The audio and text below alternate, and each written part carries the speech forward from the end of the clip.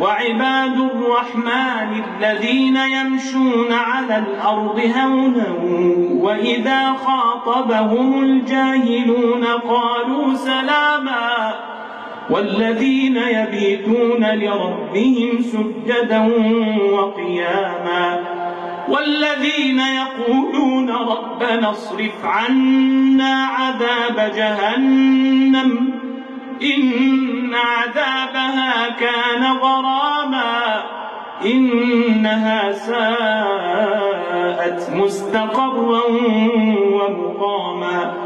والذين إذا أنفقوا لم يسرفوا ولم يقتروا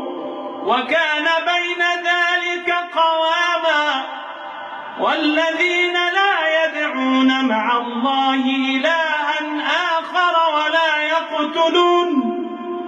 ولا يقتلون النفس التي حرم الله إلا بالحق ولا يزنون ومن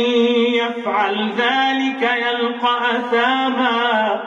يضاعف له العذاب يوم القيامة ويخلد فيه مهانا إلا من تاب وعمل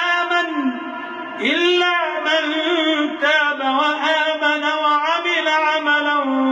صالحا فأولئك يبدل الله سيئاتهم حسنات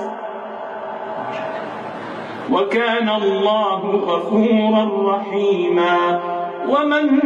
تاب وعمل صالحا فإنه يتوب إلى الله متابا